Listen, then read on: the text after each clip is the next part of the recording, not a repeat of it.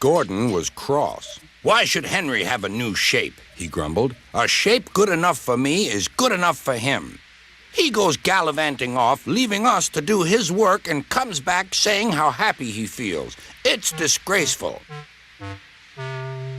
And there's another thing. Henry whistles too much. No respectable engine ever whistles loudly at stations. It isn't wrong, but we just don't do it."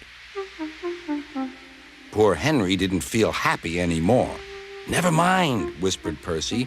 "I'm glad you're home again. I like your whistling." "Goodbye, Henry," called Gordon. "We're glad to have you with us again, but remember what I said." Later, Henry stopped at Edward's station. "Hello, Henry," said Edward.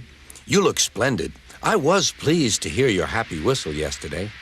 "Thank you, Edward," smiled Henry. "Shh! Can you hear something?" "It sounds like Gordon," said Edward, "and it ought to be Gordon. But Gordon never whistled like that."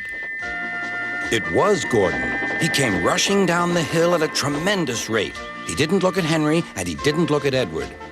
He screamed straight through the station and disappeared. "Well," said Edward. "It isn't wrong," chuckled Henry, "but we just don't do it." And he told Edward what Gordon had said.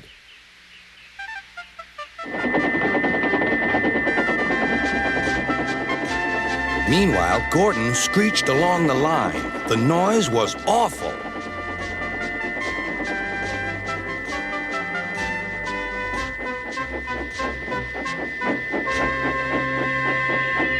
At the station, everyone covered their ears. Sir Topham Hatt covered his ears, too. "Take him away," he bellowed, "and stop that noise."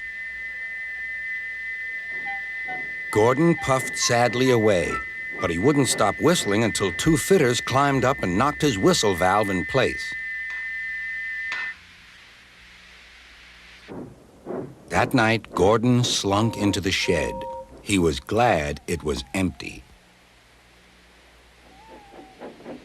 "It isn't wrong," murmured Henry to no one in particular, "but we just don't do it."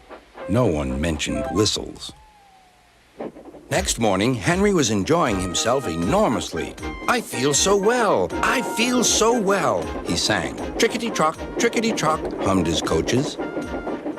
Then he saw some boys on a bridge. "Beep, beep, hello," he whistled.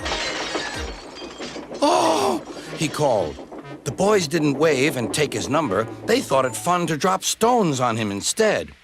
"They've broken our glass! They've broken our glass!" cried the coaches. The passengers weren't hurt, but they were cross.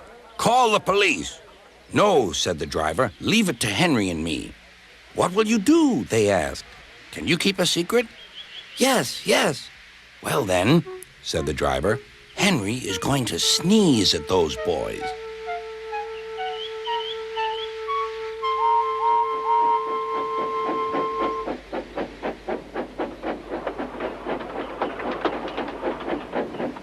Lots of people were waiting at the station just before the bridge. They wanted to see what would happen. "Henry has plenty of ashes," said the driver. "Please keep all windows shut till we've passed the bridge. Henry's as excited as we are, aren't you, old fellow?" Henry felt more stuffed up than excited. Soon they could see the boys, and they all had stones.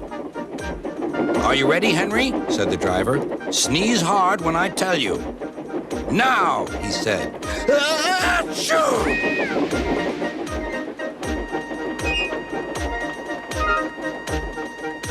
"Well done, Henry," laughed his driver. Henry went home, hoping that next time he saw Gordon and the boys, they would have learned not to be so mean.